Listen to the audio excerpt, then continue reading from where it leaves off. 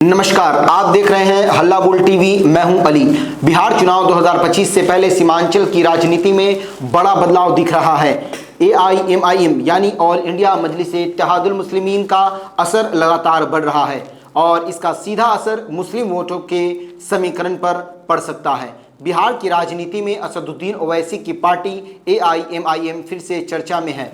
2020 में सीमांचल की 5 सीटें जीतकर AIMIM ने अपनी ताकत दिखाई थी। हालांकि बाद में उसके 4 विधायक RJD में शामिल हो गए। इस बार ओवैसी ने नया दांव खेला है। उन्होंने चंद्रशेखर आज़ाद की आज़ाद समाज पार्टी और स्वामी प्रसाद मौर्य की अपनी जनता पार्टी के साथ मिलकर ग्रैंड डेमोक्रेटिक अलायंस GDA नामक नया मोर्चा बनाया है। राजनीतिक विश्लेषकों का कहना है कि AIMIM का ये गठबंधन RJD कांग्रेस के लिए सीधी चुनौती है, क्योंकि मुस्लिम वोटों का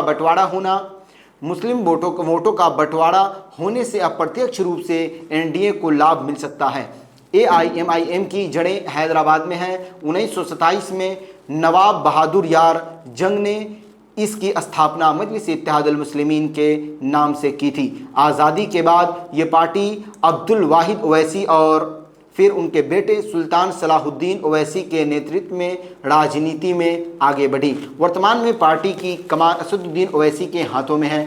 तेलंगाना से लेकर महाराष्ट्र, बिहार, उत्तर प्रदेश, गुजरात, कर्नाटक और तमिलनाडु तक AIMIM ने अपनी उपस्थिति दर्ज कराई है। हैदराबाद लोकसभा सीट पर यह पार्टी 1984 से लगातार काबिज है। महाराष्ट्र में 2019 में इम्तियाज़ जलील ने औरंगाबाद लोकसभा सीट जीतकर हैदराबाद से बाहर AIMIM की पहली बड़ी जीत दर्ज कराई। बिहार में 2020 के चुनाव में सीमांचल क्षेत्र की 5 सीटें जीतना पार्टी के लिए ऐतिहासिक रहा।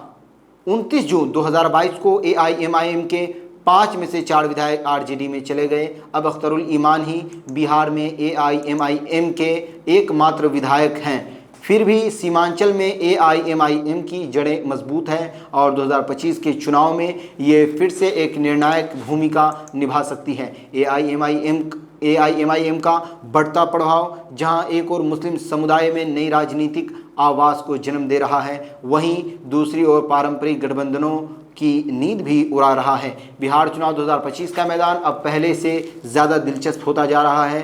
क्या सीमांचल की राजनीति AIMIM के साथ नया मोड़ लेगी या फिर RJD और NDA की पुरानी जंग में ही सिमट जाएगी? ये तो आने वाला समय ही बताएगा। तो फिलहाल इस पेशकश में इतना ही। आगे की खबरों के लिए देखते रहिए हल्ला बोल टीवी। धन्यवाद।